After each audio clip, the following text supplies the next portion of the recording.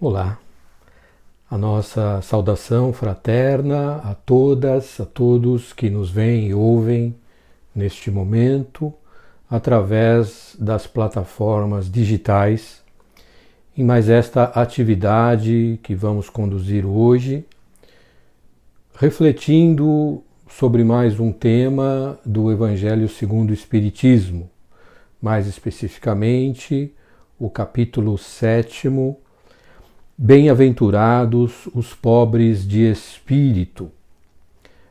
Antes de iniciarmos, se faz necessário manifestar a nossa imensa gratidão a Deus, o nosso Pai, o nosso Criador, por tudo o que Ele nos tem proporcionado ao longo de nossas existências, pelas dádivas imensas, os dons da vida, da saúde, do bem-estar físico, psíquico, espiritual, pela bênção da família, que representa para nós uma oportunidade de crescimento, de reajuste, com corações queridos, com os quais seguramente nos comprometemos em tempos passados.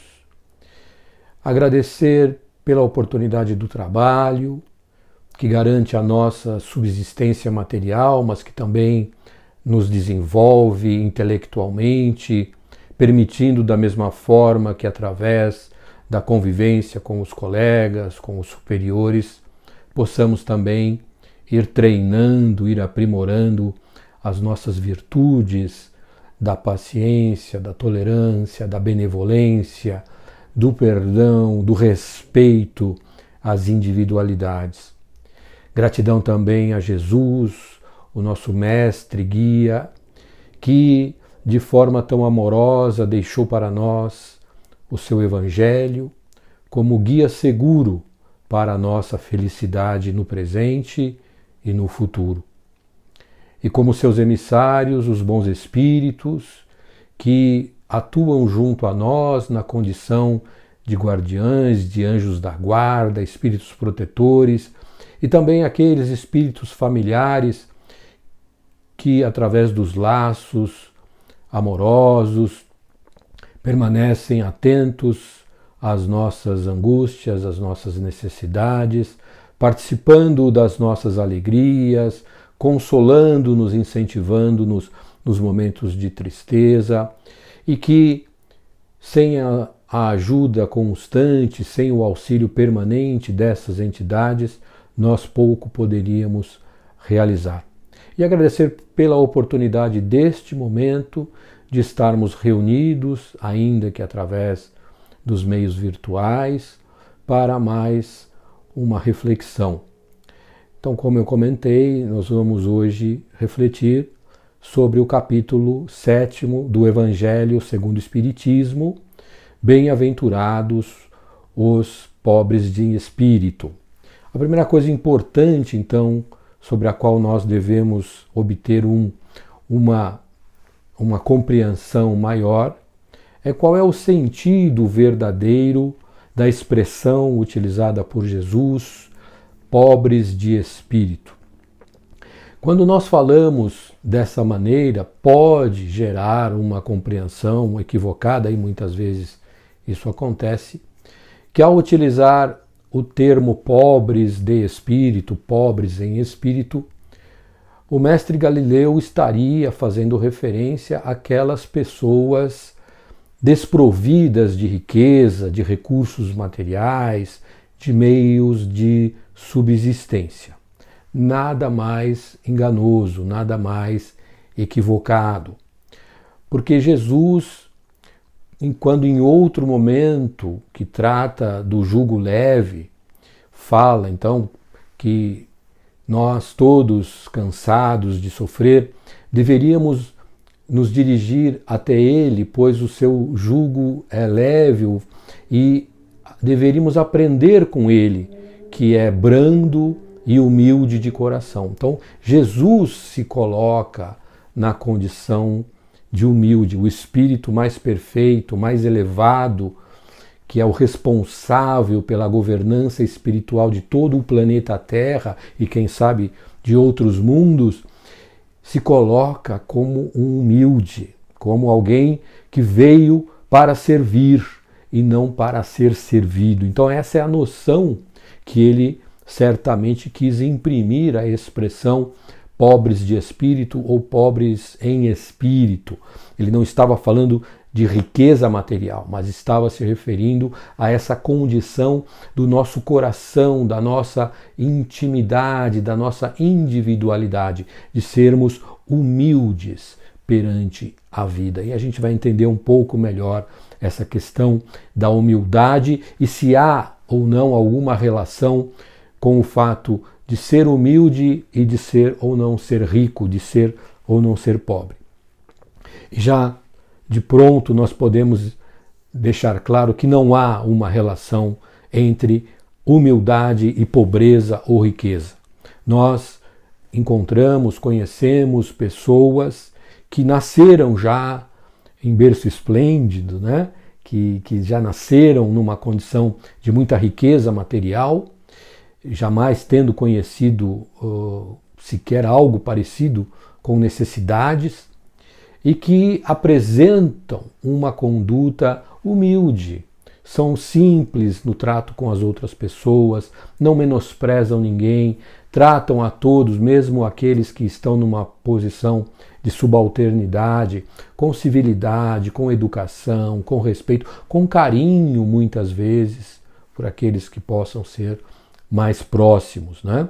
E já também, num contraponto, conhecemos pessoas que nasceram numa condição de dificuldades materiais, de pobreza, às vezes até de miséria, e que, pelo contrário, né, possuem uma atitude de arrogância, de prepotência, de orgulho, né, que me lembro quando era criança, escutava na casa da minha mãe, na convivência com a minha mãe, com a minha avó, quando elas queriam se referir a alguém que tinha essa conduta, esse modo de ser arrogante, usavam a expressão, parece que tem o rei na barriga, né? E eu não entendia, na minha ingenuidade e ignorância, eu não entendia o que tinha a ver essa expressão, ter o rei na barriga, com o fato da pessoa ser arrogante ou não. Para mim, ter o rei na barriga era algo mais afeto a antropófago, quem come pessoas, quem come carne humana, não tinha nada a ver. Mas era uma expressão, hoje em dia não se ouve tanto, mas era uma expressão que se usava, né, para qualificar alguém que tinha essa conduta de arrogância, de prepotência, de querer mostrar-se, né, acima dos demais. Então vejam que não tem nada a ver absolutamente com a questão da riqueza ou da pobreza. Jesus, quando usa essa expressão bem-aventurados, os pobres em espírito ou os pobres de espírito, estava se referindo exatamente à necessidade de sermos humildes para alcançarmos esta condição de mérito e um dia habitarmos o reino dos céus. Não é?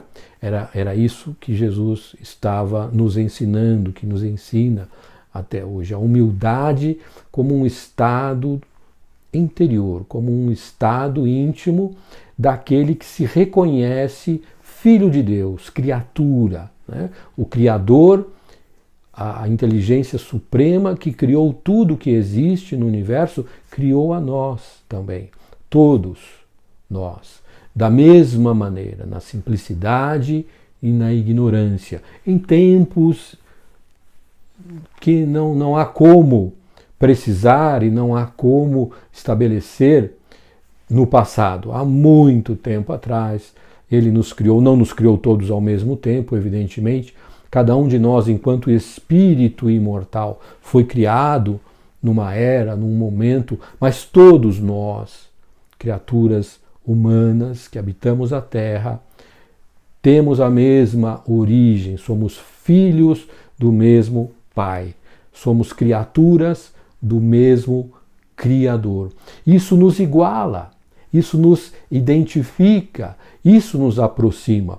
Evidentemente que nesta igualdade com relação à nossa criação, à nossa origem divina, há uma multiplicidade, uma diversidade infinita de caracteres. Não há duas criaturas que possam se dizer absolutamente idênticas. Há semelhanças, evidentemente, há parecenças no aspecto das tendências, das preferências, da natureza de cada um, mas jamais podemos dizer uma identidade ou uma igualdade entre duas criaturas humanas na Terra e mesmo no universo.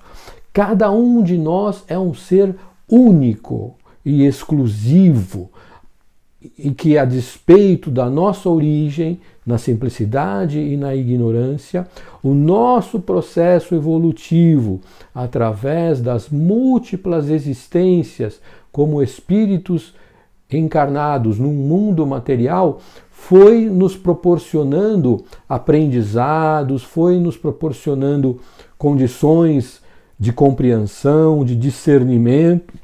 Fomos gradativamente, estamos nesse processo ainda, superando as nossas tendências ao mal, as nossas tendências equivocadas e pouco a pouco aprimorando, lapidando em nós as virtudes do amor, as virtudes no bem, as virtudes na paz e na harmonia. Então nós não somos de maneira nenhuma idênticos, temos a mesma origem, mas somos criaturas diferentes. Mas há algo que deveria ser igual, podemos dizer assim, a todos nós, que é o que Jesus tenta nos ensinar.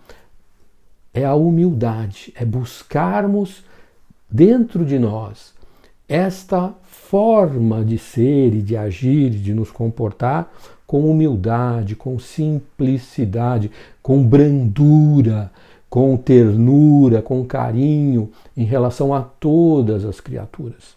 Porque quando Jesus fala de amar ao próximo, como devemos amar a nós mesmos, é evidente que nós pensamos nos mais próximos, na nossa família, o nosso núcleo ali mais presente no nosso dia a dia. Mas na medida que nós vamos aprendendo a amar estes próximos, mais próximos, se faz necessário também que nós comecemos a ampliar este círculo para a parentela um pouco mais distante, para os amigos, para os vizinhos, para os colegas de trabalho, para as pessoas da comunidade, e assim gradativamente ir estendendo esse amor ao próximo. E não há como amar ao próximo sem fazer o bem ao próximo, sem fazer ao próximo todo o bem que nos seja possível, que esteja evidentemente ao nosso alcance, e cujo bem nós gostaríamos igualmente que o outro, se tivesse nas condições, pudesse fazer em nosso favor, em nossa direção. Então, este fazer o bem, que nós podemos traduzir pela caridade, fazer a caridade ao outro, e não só a caridade material, mas principalmente aquela caridade moral do respeito, da compreensão, do perdão, da benevolência, é que torna exatamente a convivência entre as criaturas harmoniosa, pacífica, benéfica, uma atmosfera de amor que se irradia de uns para com os outros, produzindo um estado de paz e de harmonia. Esse é o reino dos céus dentro de nós. Esse estado da alma em que a consciência está tranquila, porque nós não estamos infringindo a lei divina através de atos de desamor, o que nos foi muito comum no passado e que hoje cada um de nós vem nessa luta cotidiana, nesse esforço, e assim deve ser, para irmos modificando essa nossa maneira de ser. É um processo lento, é um processo demorado, é um processo solitário, que cada um precisa realizar.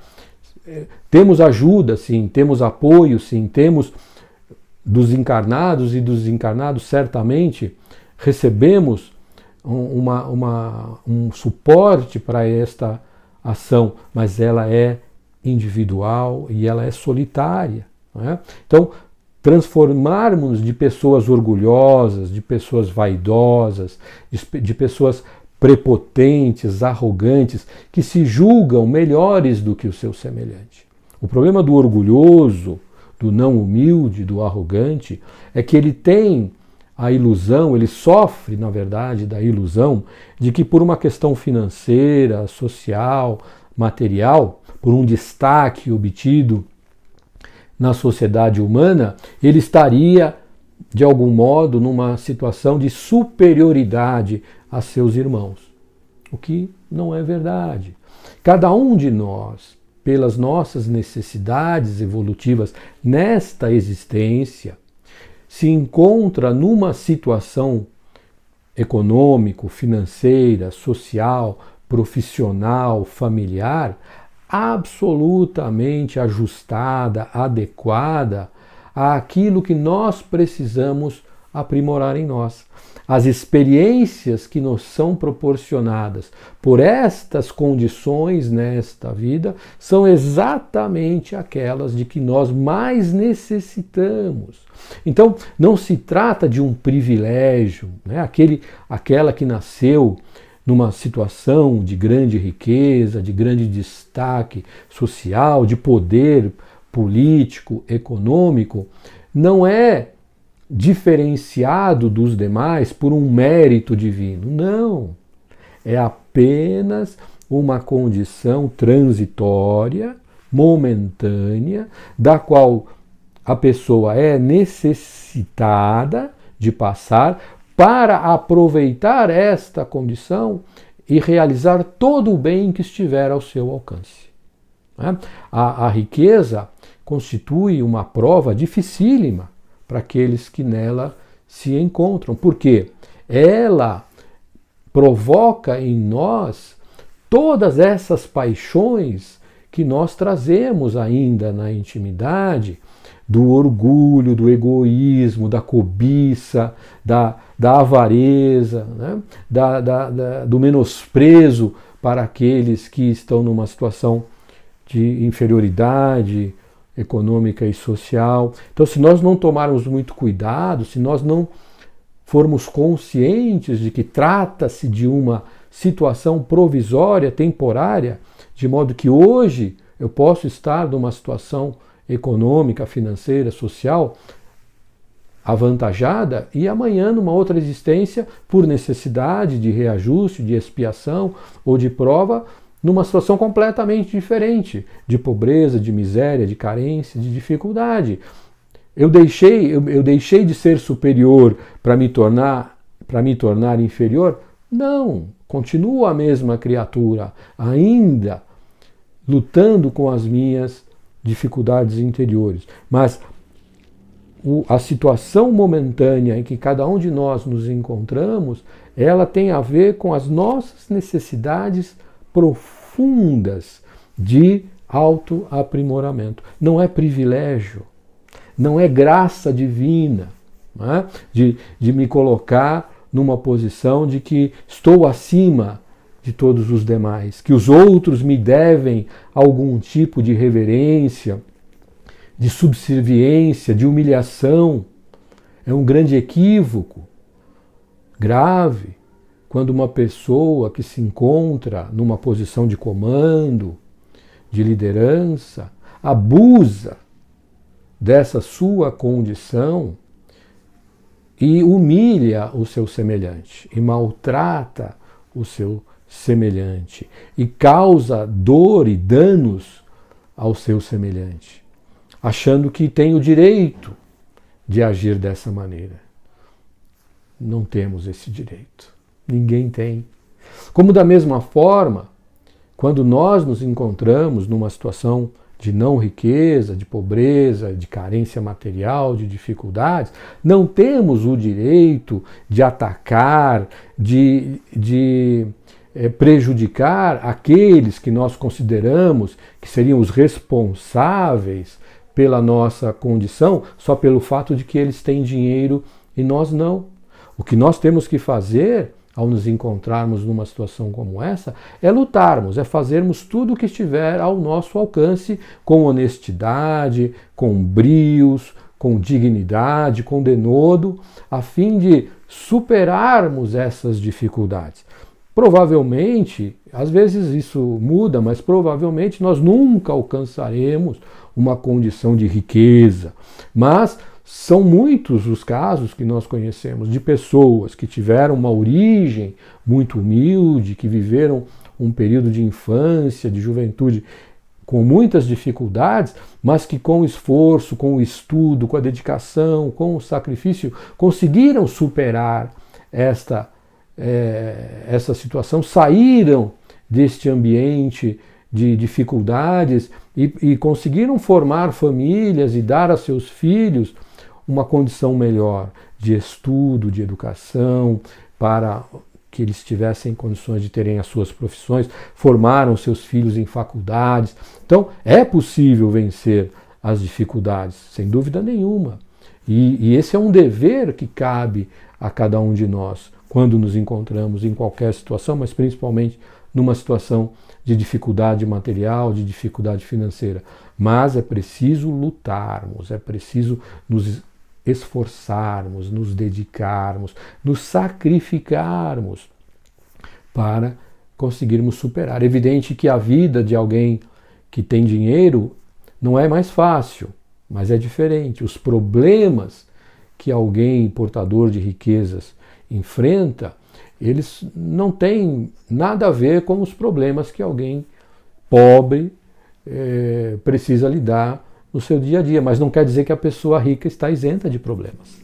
Ela também tem seus problemas para administrar a sua fortuna, para lidar com todos os assuntos relacionados à movimentação do seu patrimônio, para lidar com os interesses que possam gravitar em torno dela, de pessoas que veem ali alguém de quem elas possam se aproveitar, de quem elas possam de algum modo extrair algo, algum benefício, alguma vantagem. Não é fácil também viver nessa situação. Então, cada um está na situação que tem que estar e enfrenta os problemas que tem que enfrentar. O que Jesus diz aqui é, independente da nossa condição material, econômica, social, é fundamental que a nossa postura perante a vida, perante Deus, perante as leis divinas, perante as relações com as outras pessoas, sejamos e tenhamos uma postura de humildade.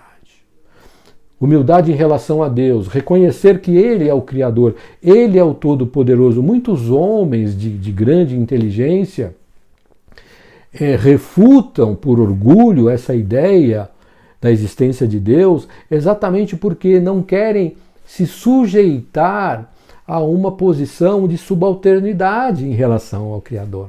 Se julgam tão capazes, se julgam tão talentosos, se julgam tão inteligentes que não concebem, por conta do orgulho, da vaidade, o fato de que mesmo assim, mesmo diante de toda a inteligência, de toda a capacidade, de toda a condição, são criaturas e, portanto, há um ser superior que comanda, que dirige com leis justas e amorosas os destinos de todas as criaturas. Então vejam como nós ainda somos perturbados das ideias, né? Como muitos de nós ainda nos encontramos tão distantes da verdade que liberta, porque a ilusão do poder, a ilusão de uma inteligência acima da média, a ilusão de uma posição de destaque no mundo dos homens, faz com que as criaturas ainda se acreditem acima do bem e do mal, que não precisam de Deus. Na literatura temos muitas obras de homens intelectualmente brilhantes que tratam a ideia de Deus como uma concepção dos espíritos muito simples, das mentes limitadas, né? Uma noção criada pelos homens para diminuir a sua angústia diante do nada, diante da impossibilidade de ascender materialmente. Veja que loucura, que ponto que nós chegamos por orgulho, por vaidade, por egoísmo. Né? Então, Jesus coloca claramente: bem-aventurados os pobres de espírito, pois deles é o reino dos céus. Então ele nos faz uma promessa, né, que nós alcançaremos em nós, na nossa intimidade, esse estado divino, esse estado de paz, de serenidade, de equilíbrio, de harmonia absoluta, a partir de uma vida humilde. Né? Há uma passagem interessante que, quando Jesus, logo que ele convida os seus seguidores, né, os apóstolos, a esposa de Zebedeu, que era mãe de 2 apóstolos, Tiago e João, vai com os filhos até Jesus para ter uma conversa, e ele pergunta a ela: o que queres? E ela diz: olha, Senhor, já que o Senhor está aí na iminência de construir um reino, designa os meus filhos para estarem cada um à sua direita e à sua esquerda, e poder compartilhar com o Senhor dessa glória. Né? E Jesus então pergunta: mas será que eles são capazes, né, de beber o cálice que eu beberei? Você não sabe o que está pedindo. Será que eles seriam capazes de beber o cálice que eu terei que beber? E ela afirma que sim. E Jesus diz: bom, é certo que eles também beberão o cálice amargo, né, dos sofrimentos, das perseguições, mas quanto a designar quem estará à minha direita ou à minha esquerda, não cabe a mim, é a Deus que cabe. Né? A Deus compete essas diretrizes. Por quê? Porque isso depende dos méritos individuais. Aqueles que alcançaram já a condição de poder estar próximos a Jesus, serem servidores diretos do Cristo, não só os apóstolos que com ele estiveram aqui na terra, mas tantos outros espíritos, o fizeram não por uma escolha individual de Jesus, por uma preferência: eu gosto mais de João, eu gosto mais de Pedro, eu gosto mais de Mateus. Não, foi por mérito, foi por esforço de cada um. Ao entenderem a mensagem do Evangelho de Jesus, procuraram continuadamente praticá-lo, vivenciá-lo nas coisas menores, nas coisas maiores. E essa prática, essa autotransformação que cada um deles, cada uma delas, certamente realizou, os credenciou, os habilitou para se sentarem ao lado de Jesus, para ocuparem posições ladeando o Mestre, não em termos de igualdade, mas em termos de capacidade para seguir as suas diretrizes, os seus comandos, as suas instruções, e fazer com que essas instruções depois sejam trazidas ao plano terreno através de outros tantos espíritos. Então, Jesus explica ali para a mulher de Zebedeu, mãe de João e de Tiago: olha, não sou eu quem escolho, é o Pai quem define, porque é o mérito que cada um alcança, que pela lei de causa e efeito irá colocá-los onde eles tiverem que ser colocados. Então, veja a humildade deste espírito. Eu sou o governador espiritual do planeta. Eu poderia dizer: vai acontecer isso com ele, vai acontecer aquilo com ele, mas não. Cabe a Deus. Cabe a Deus essas decisões, não a mim. Eu sou filho de Deus como todos vocês.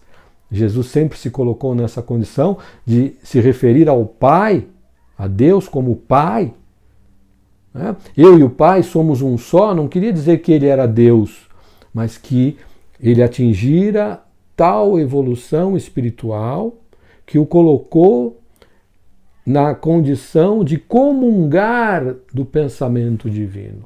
estar em contato direto com o pensamento de Deus e a partir deste contato, dessa interpretação das vontades do Criador, agir de forma a fazer com que aquelas vontades se traduzissem em ações nos mundos, né, sobre os quais Jesus certamente tem grande responsabilidade. Então vejam, a humildade aí expressa, né, de uma forma tão clara, né, tão clara. Quando Jesus, na ceia, após terminada a ceia para comemorar a Páscoa, pede uma bacia, um jarro d'água e começa a lavar os pés dos discípulos, e Pedro se altera, porque lavar os pés de alguém naquele tempo era uma tarefa que cabia exclusivamente aos escravos. Então, era uma tarefa que não era uma tarefa muito digna na visão das pessoas de então. E Jesus faz questão, inclusive ele tem uma certa DR com Pedro, né? Ele fala firme com Pedro, porque Pedro ali não estava sendo humilde, Pedro ali estava sendo orgulhoso ao se negar a deixar Jesus lavar os seus pés, né? Não, então Jesus tem ali um ato de extrema humildade para com os seus amigos, porque ele muito os amava.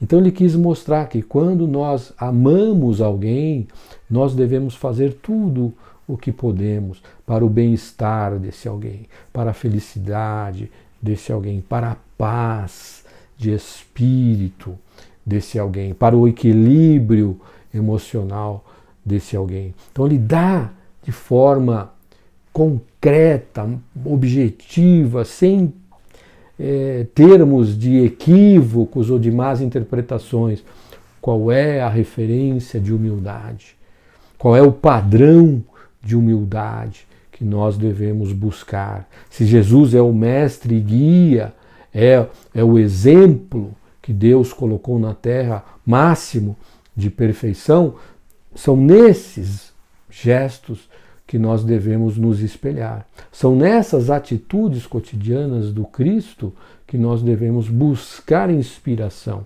para as nossas próprias condutas. Evidentemente, não estou aqui querendo nos comparar a Jesus, não, de maneira nenhuma.